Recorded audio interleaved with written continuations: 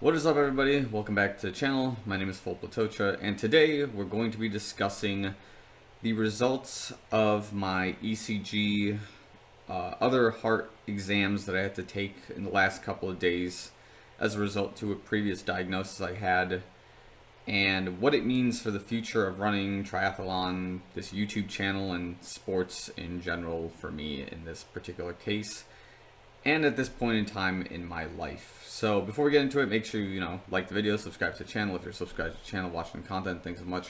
Love you guys a lot. Thank you for the continued support. Follow me on Strava, follow me on Instagram. You guys know where to find me. So this is basically the conclusion here.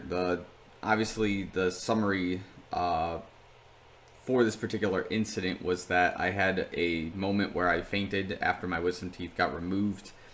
And when I was at the ER, after I busted my head open, they basically diagnosed me on the spot with Brugada syndrome, which is a rare genetic heart condition where there's a strange V3 complex on, the ECG that has an irregular QRS. I believe that's the name of that particular graph. I'm not like a cardiology expert or anything like that.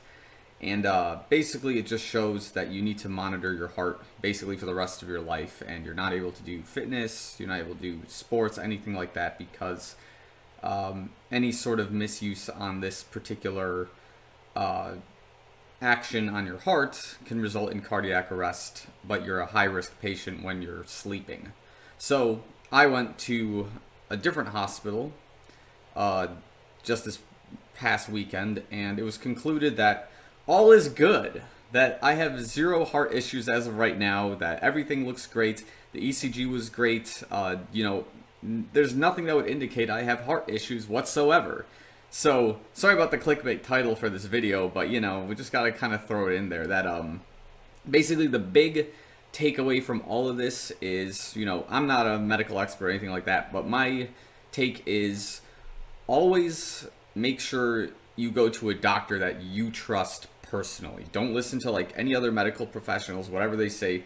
Listen to the doctor that you know, that you trust, and that's all I can really say to it. So I'll kind of give you a little bit of the backstory, or a little bit of the story, I guess, when I was at the hospital, what's kind of to expect, and all sorts of other things. So the other thing probably to point out here is I do in fact have a heart rate monitor for the next 2 weeks of my life, which is going to be a real drag. I'm telling you, this is going to be the most annoying thing ever, but whatever.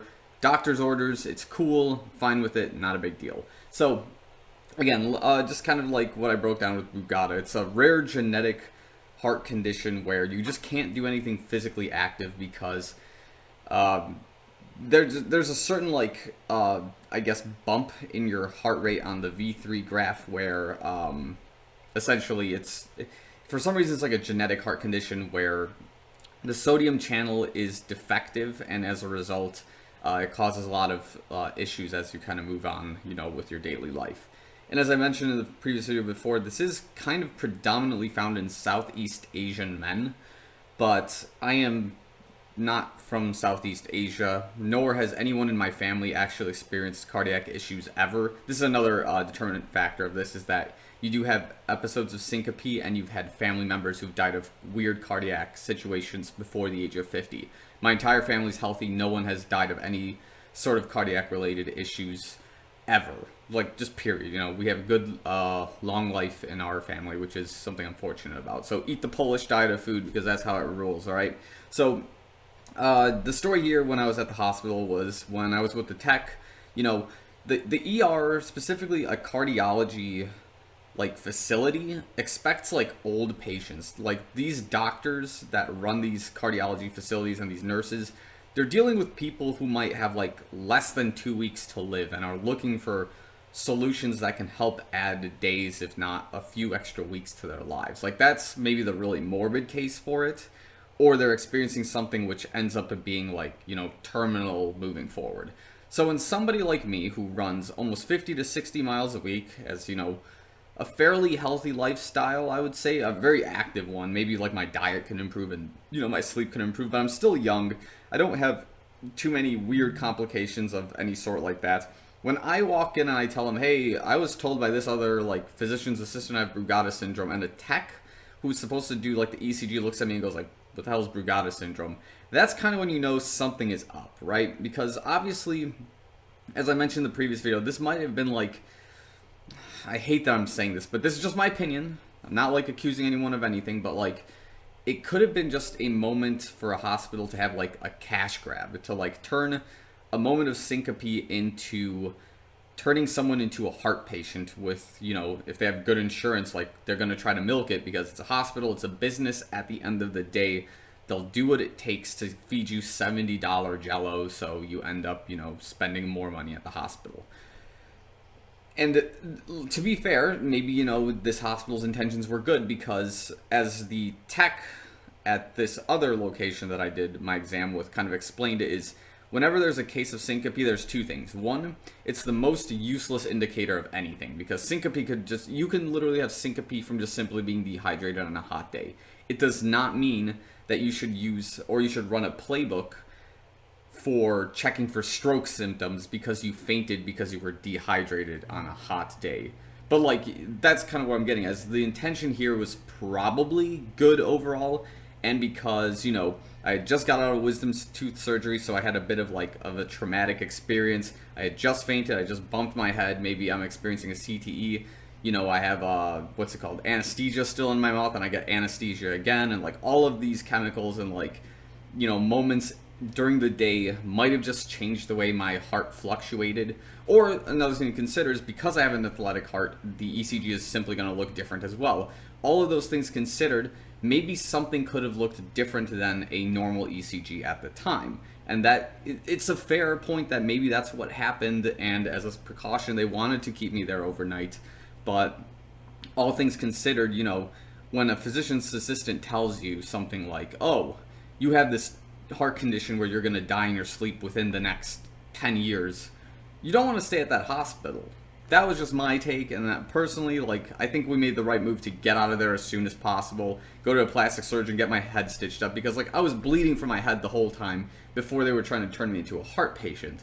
So, it's just, it was just such a funny thing when I look back at it, and, like, honestly, I don't know what I would have done if my, like, mom wasn't at the hospital and had, like, a clear, conscious mind of, like, how the business was operating, and, like, in the moment, you know, she, like, managed to contact, like, our cardiologist that I had gone to previously, who was like a family friend, which obviously makes things better. And, you know, we were able to schedule all those meetings and just get out of that hospital as soon as possible and get the tests done with her. So that was pretty much the running joke when I was at the hospital, basically the other day, is that I was like the weirdest patient they had, because if they were to ask me like 5 possible symptoms I'm experiencing, they're going to look at me and be like, why are you here? Because this happened to me actually in 2016 or 2017. I think it was 2017 when I had experienced an episode of syncope previously. I was at the hospital, they did the ECG, everything looked normal. And the doctor was asking me like 5 questions like, do you have swollen ankles? Do you experience this? Do you like drink alcohol? Do you smoke cigarettes? And all this other stuff. I said no to everything. And then she like paused for a moment. She was like, why are you here again? I'm like, because like my mom sent me here, you know? And I was still, I think 25 or 26 at the time. So it's like I was under my mom's insurance, it's her word over mine, it's like fine, whatever.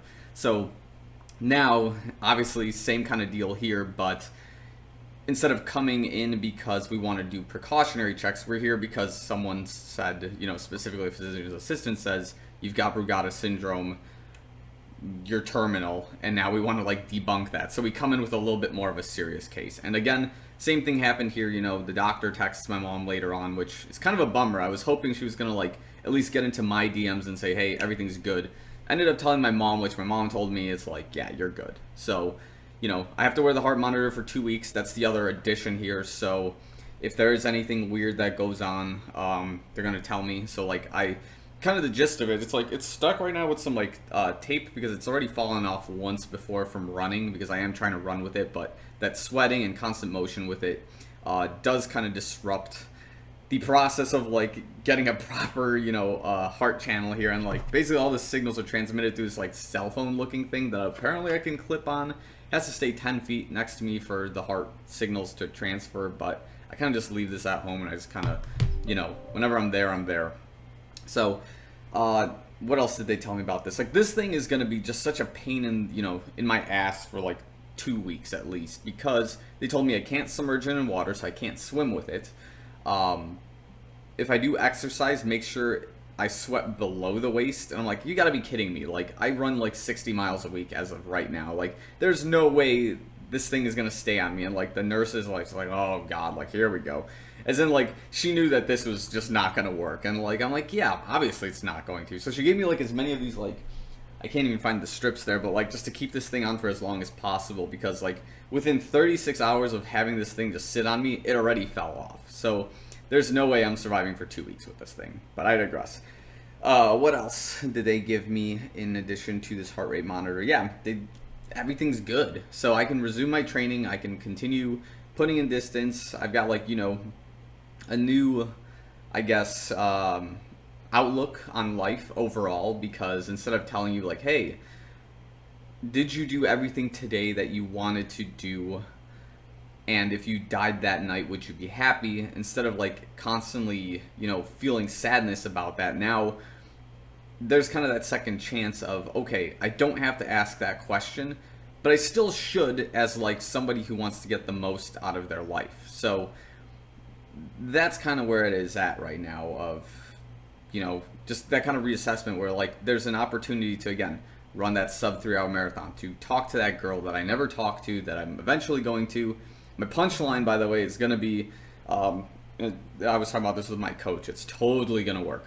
When you press the button on this thing, it logs symptoms that you are experiencing at the time. What I'm going to do if I talk to this girl is I'm going to press this button and be like, oh, my heart skipped a beat and I felt really weird doing it, so I have to log that symptom. Hey, my name is... And then she's never going to talk to me again. It's going to be so awesome. Like, whatever. The point is, you know, instead of living with the idea of dying in my sleep at any point in time, now there's more confidence in life in general, for myself at least.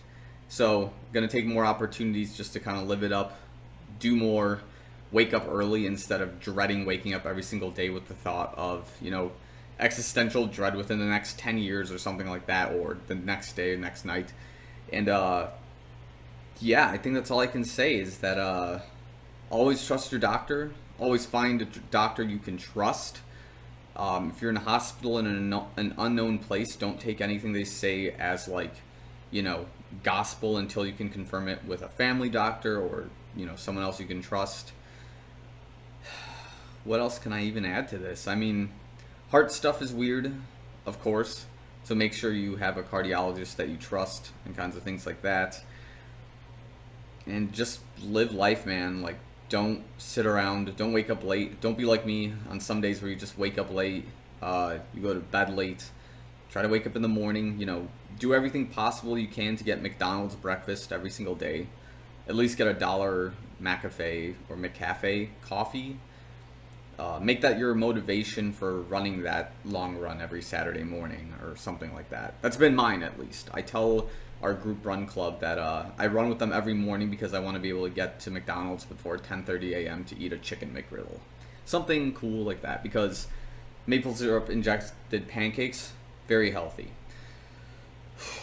Any other notes? I mean, marathon training related stuff I think I'll add in a different video, but I do just want to say overall that 3 months after being misdiagnosed with a potentially life-threatening, career-ending heart condition, I am cleared for action officially, that there's nothing wrong with me at this current point in time, and I do plan on continuing running, racing, expanding my cybersecurity career, trying to become a better person overall, and yeah, just live. I think that's really all it comes down to. I just want to live properly again.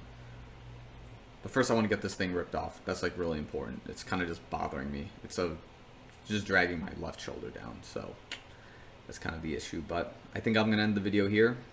Thanks so much for watching. Thank you to everyone who's been supporting the channel and, you know, keeping me in your prayers whenever dumb stuff like this happens. But, you know, your prayers have been answered to me, and I've been given a second chance to train hard, to work hard, and I can't wait to deliver on that. So thanks so much. See you guys in the next one.